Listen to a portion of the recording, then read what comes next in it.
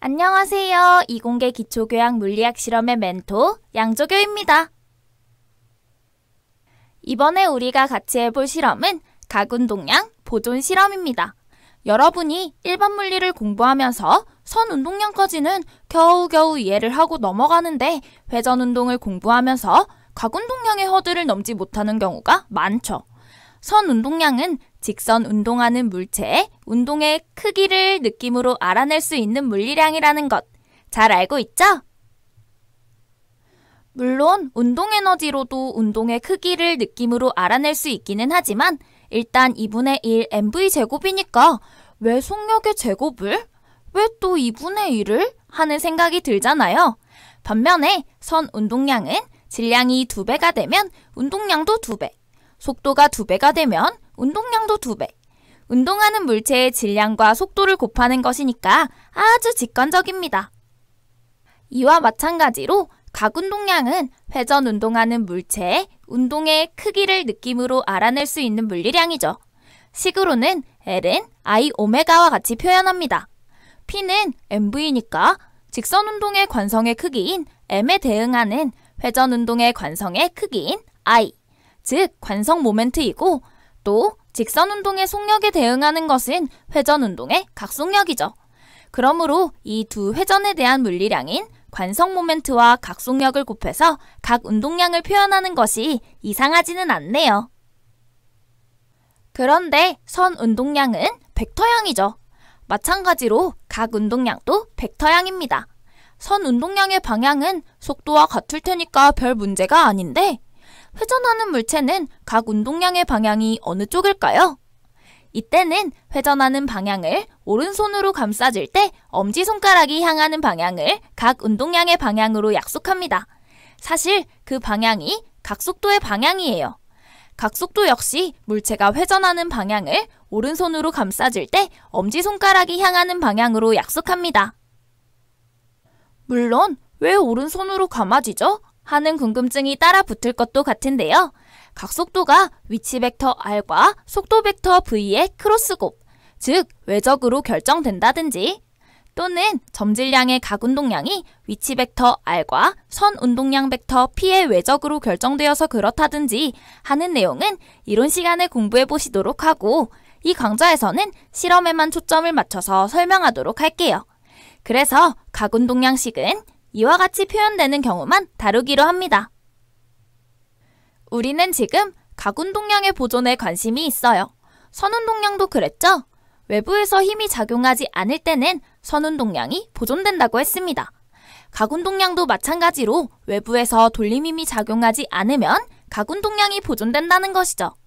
바꿔 말하면 고립계, 즉 R자 외력이 0일 때 입자계의 전체 선운동량이 보존되는 것과 마찬가지로 회전운동에서도 고립계의 각운동량이 보존됩니다. 이를 각운동량 보존 법칙이라고 하는 것이죠.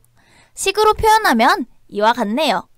개의 처음 각운동량과 나중 각운동량이 같다라는 간단한 식이 됩니다. 가장 대표적인 예가 이와 같이 양손에 아령을 들고 회전의자에 앉아서 빙글빙글 돌면서 팔을 뻗었다 오므렸다 하는 상황입니다. 일단 회전의자에 앉아서 아령을 든 팔을 양쪽으로 벌리고 처음 각속력 오메가 i로 회전하는 상황을 고려해 볼까요? 이때 사람과 아령의 관성 모멘트가 얼마인지는 모르지만 i라고 해보죠. 그러면 처음 각운동량은 I, 오메가 i입니다. 이때 아령을 든 두 팔을 오므리면 각속력이 증가하게 되는데요.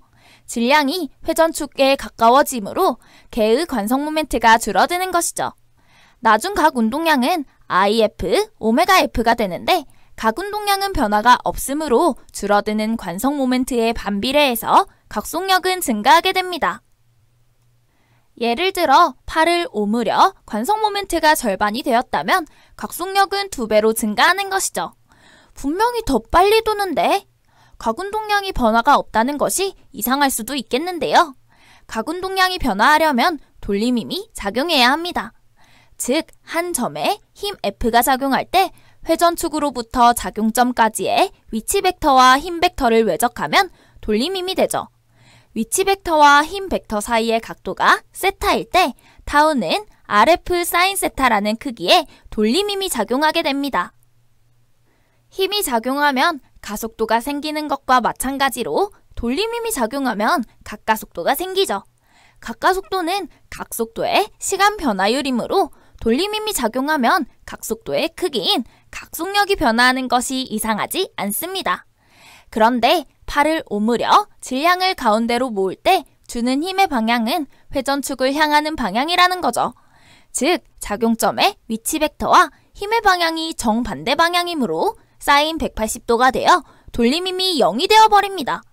힘은 작용했지만 이 힘이 돌림힘이 되지는 않네요.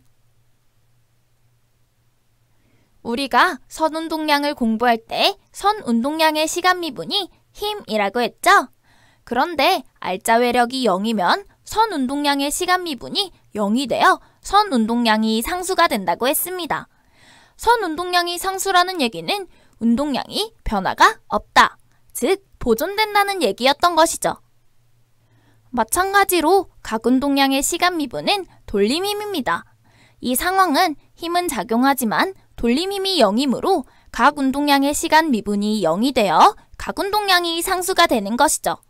즉, 각 운동량의 변화가 없으므로 팔을 오므리기 전후의 운동량이 보존된다는 얘기가 됩니다. 팔을 오므린 상태에서 다시 원래대로 펼치면 어떻게 될까요? 관성 모멘트가 증가하는데 반비례해서 각속력이 감소할 것이므로 처음의 각속력을 회복하게 되겠네요. 어떻든 간에 팔을 펼치고 오므리는 동안 각 운동량은 변화가 없습니다. 각 운동량 벡터의 화살표가 변하지 않는다는 얘기입니다. 그럼 이때 힘은 아무 역할을 하지 않는 건가요? 하고 궁금해하는 학생들이 있을 텐데요. 질량을 든 팔을 오므리면서 당기는 힘의 방향으로 질량의 변이를 만들고 있죠? 즉, 양의 일을 하고 있다는 얘기입니다. 당기는 힘이 돌림힘의 역할은 못하지만 일은 해줄 수 있죠. 그러므로 팔을 오므려 각속력이 증가하면 회전 운동 에너지는 증가합니다. 양의 일을 해준 만큼 회전 운동 에너지가 증가하는 것이죠. 어쨌든 아령을 든 팔을 벌리고 오므리는 과정에서 돌림힘은 작용하지 않으며 그 결과 각 운동량이 일정하게 보존되어 머리 위의 각 운동량 벡터 화살표의 길이와 방향도 변하지 않는다는 것은 이해가 되네요. 이와 같은 각 운동량 보존은 주변에서도 흔히 볼 수 있는 현상인데요. 특히 몸의 회전을 극적으로 변화시켜야 하는 운동 경기에서 자주 관찰할 수 있습니다. 다이빙은 스프링보드에서 몸을 튕긴 후 공중에서 여러 번 회전하고 안정된 자세로 입수하는 것을 겨루는 경기죠. 몸을 곧게 편 상태에서 공중에 뛰어오르면서 몸을 숙여서 회전 자세를 잡습니다. 그리고 몸을 최소한으로 웅크리면 몸의 질량 중심을 지나는 회전축에 대해 질량이 모이게 되므로 관성 모멘트가 작아져 각속력이 증가하는 것이죠. 물론 입수하기 전에는 몸을 최대로 곧게 펴서 각속력을 줄여야만 정확하게 머리부터 물에 들어가는 자세를 잡을 수 있을 것입니다. 피겨스케이팅에서도 비슷한 현상을 관찰할 수 있는데요. 몸을 비틀면서 점프를 한 후 팔과 다리를 최소한으로 머리와 발끝을 지나는 회전축에 모아야만 관성 모멘트가 작아지므로 더 커진 각속력을 얻게 되는 것이죠. 그래야 포물선 운동하는 동안 더 많이 회전할 수 있습니다. 물론 착지할 때는 팔다리를 쭉 뻗어야 각속력이 줄어들므로 안정된 착지가 가능하게 되는 것이죠. 이와 같이 점프를 하면서 운동하는 동안 3회 이상 몸을 회전시키려면 우선 충분한 채공 시간이 확보가 되어야겠죠. 포물선 운동의 채공 시간은 루트 h에 비례하므로 일단 높이 뛰는 것이 중요합니다. 또 팔다리를 모아서 관성 모멘트를 최소로 줄이는 것이 관건이 됩니다. 피겨스케이팅 선수들이 유소년 시절에는 높은 점프력과 회전수를 바탕으로 놀라운 기량을 보이다가 성인이 되면서 퍼포먼스가 떨어지는 경우가 많은데요. 성장에 따라 체중이 늘어나고 몸집이 커지면서 점프 높이가 낮아지고 관성 모멘트가 커지는 것이 원인입니다. 사실 훈련 양이나 개인의 노력보다도 더 큰 영향을 끼치죠. 완전 물리적인 현상이에요. 그래서 피겨 선수나 체조 선수들은 은퇴 연령이 매우 이른 경향이 있다는 것이죠. 그럼 이번에는 이런 경우는 어떨까요? 회전판 위에 서서 위쪽으로 가군동량을 갖고 있는 자전거 바퀴를 들고 있는 거죠. 이 개의 처음 가군동량은 위쪽으로 만들어진 자전거 바퀴의 가군동량밖에 없습니다. 이때 자전거 바퀴를 180도 완전히 뒤집는 것입니다. 그러면 자전거 바퀴와 몸 전체가 회전하는 것을 경험할 수 있는데요. 이 경우도 가군동량의 보존 때문에 발생하는 현상인 것이죠. 바퀴를 뒤집으면 가군동량 화살표가 길이는 변하지 않지만 방향은 아래쪽을 향하게 됩니다. 그런데 처음 가군동량은 위쪽으로 이만큼 길이가 있었잖아요. 그러므로 아래 방향을 향하는 가군동량을 벡터적으로 상쇄시키고 원래 길이와 방향이 회복되게끔 몸 전체가 회전하게 되는 것이죠. 이때 회전틀과 몸과 바퀴로 이루어진 개의 가군동량은 처음 가군동량의 2배가 된다는 것을 쉽게 알 수 있습니다. 물론 바퀴를 다시 뒤집어 처음 상태로 만들면 처음에 정지 상태로 회전하는 바퀴를 들고 있었던 그 상태가 되어 몸 전체가 회전하던 것이 멈추게 됩니다. 우주 공간에 떠있는 우주선이나 인공위성이 본체의 방향을 바꾸는데도 이와 같은 원리가 사용된다고 하네요. 만약 우주선이 방향을 바꾸기 위해서 추진체를 잠깐 사용한다고 하면 일단 회전을 시작한 본체는 계속 회전하게 될 거잖아요. 회전을 멈추기 위해서 반대 방향으로 추진체를 쓴다고 하더라도 힘 조절을 조금만 잘못하더라도 완벽하게 정지시키기가 어려울 것입니다. 그러므로 우주선이나 위성 내부에는 회전시킬 수 있는 바퀴, 즉 휠이 있어서 이 휠을 회전시키면 가군동량 보존에 의해 휠이 회전하는 반대 방향으로 본체가 돌게 되는 것이죠. 적절한 방향이 되었을 때 휠의 회전을 멈추면 본체의 회전도 멈추게 됩니다. 이런 경우도 한번 생각해 볼까요? 회전판 위에서 수평 방향으로 가군동량을 갖고 있는 자전거 바퀴를 들고 있는 것이죠. 그리고 자전거 바퀴를 약간 기울이면 몸 전체가 회전하게 됩니다. 처음 가군동량은 수평 방향만 있었는데 자전거 바퀴를 기울이면 가군동량 방향이 대각선으로 생기는 거죠. 그렇다면 이 가군동량은 수평 성분뿐 아니라 수직 성분도 갖게 됩니다. 그러므로 갑자기 생긴 이 수직 성분을 상쇄시키기 위해서 몸 전체가 회전하면서 가군동량을 만드는 것이죠. 또 자전거 바퀴를 반대쪽으로 기울이면 가군동량의 수직 성분의 방향이 바뀌기 때문에 몸의 회전의 방향도 반대가 됩니다. 재미있는 실험이니까 꼭 직접 한번 해보세요. 생각보다 손에 느껴지는 가군동량의 변화가 당황할 만큼 크기 때문에 손잡이를 잘 붙들고 있어야 해요. 빙빙 돌다 보면 어지러워지니까 넘어져서 다치지 않도록 주변의 다른 실험 조원들이 잘 보호해줘야 합니다. 실험이 잘 안 되는 학생들도 있을 텐데요. 본인의 관성 모멘트가 너무 커서 그럴 수 있으니까 자전거 바퀴를 아주 빠르게 회전시켜서 충분히 가군동량을 증가시킨 다음에 실험을 해보시기 바랍니다. 자, 이제 회전판 위에서 회전하는 자전거 바퀴를 기울일 때 누가 돌려주지도 않는데 좌회전, 우회전하면서 빙빙 돌 수 있는 이유를 가군동량 보존을 통해 잘 이해했나요? 또 자전거 바퀴를 이용해서 해볼 수 있는 재미있는 실험이 있는데요. 흔히 바이크 휠 자이로스코프라고 알려져 있는 현상입니다. 자전거 바퀴 손잡이 한쪽에 줄을 매달고 이렇게 세워뒀다가 놓으면 어떻게 될까요? 당연히 밑으로 툭 떨어지겠죠?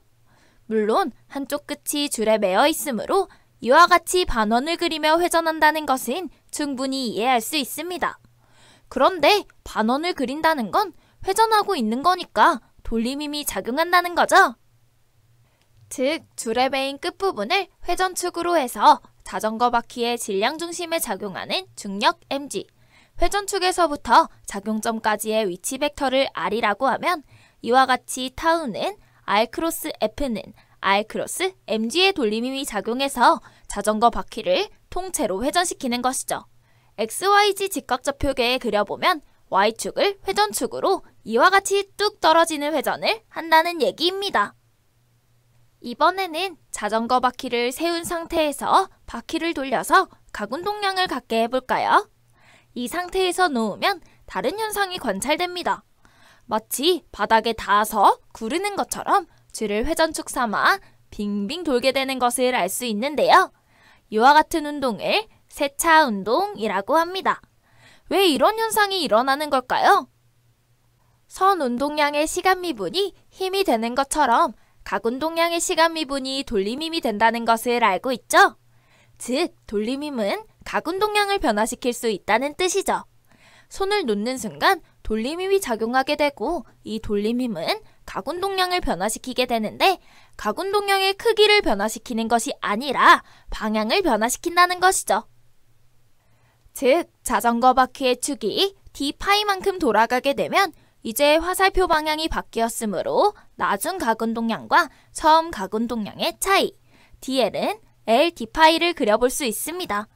이 가군동량의 변화량을 시간으로 미분한 dl 오버 dt가 돌림힘 타우이므로 결국 돌림힘이 작용하는 시간 동안은 계속해서 가군동량의 방향이 바뀐다는 얘기고, 그 말은 이처럼 늘어진 줄을 회전축으로 그 둘레를 빙빙 돌게 된다는 얘기입니다.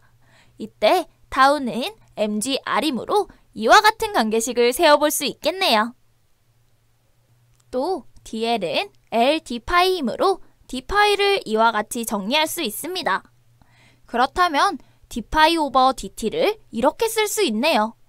이때 d파이 오버 dt를 라지 오메가라고 쓰고 세차 진동수라고 합니다. 책에 따라서는 스몰 오메가 p라고 쓰기도 하는데요.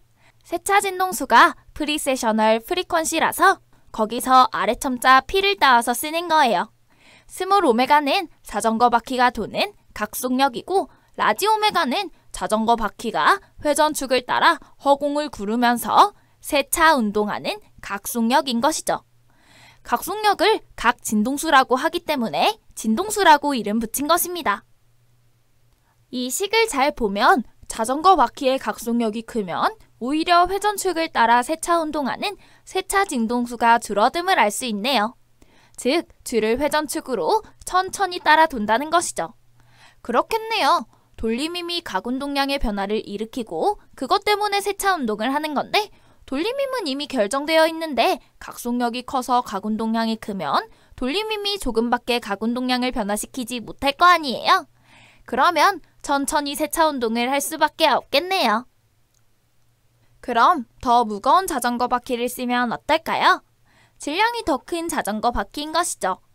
질량이 크면 관성 모멘트 I가 커지니까 역시 천천히 세차 운동할까요?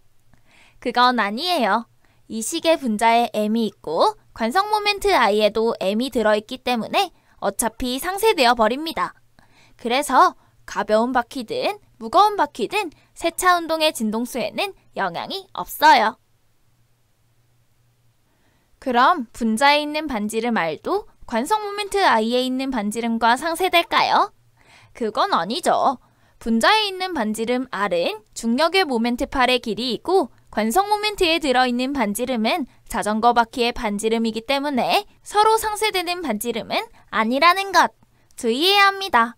더 큰 반지름의 자전거 바퀴를 쓰면 분모가 커지기 때문에 세차 진동수는 줄어들게 될 거예요. 자전거 바퀴의 회전 방향이 바뀌면 어떻게 될까요? 돌림힘의 방향은 바뀌지 않으므로 화살표 끝에 변화량의 방향을 고려해보면 늘어진 줄을 회전축으로 이번에는 반대 방향으로 회전하게 됨을 알 수 있는 것이죠. 자, 이렇게 해서 돌림힘이 작용하지 않을 때의 가군동량 보존과 돌림힘이 작용할 때의 가군동량의 변화에 대해서 자전거 바퀴를 이용한 실험을 통해 알아봤는데요. 직접 해보면 생각보다 놀랍고 재미있답니다. 회전판 위에 올라서서 가군동량 보존을 실험할 때는 바퀴가 크고 무거울수록 더 효과적인데요. 실험실 사정에 따라 바퀴를 회전시킬 수 있는 모터 장치가 있으면 수고를 덜 수 있지만 그렇지 않다면 손으로 직접 돌려서 바퀴 접선 방향으로 열심히 때려줘야만 충분한 가군동량을 만들 수 있어서 다음날 아침에 어깨가 뻐근하답니다. 그럼 다음 시간에는 실험을 직접 수행해보고 같이 결과 분석을 해보도록 할까요? 그럼 안녕!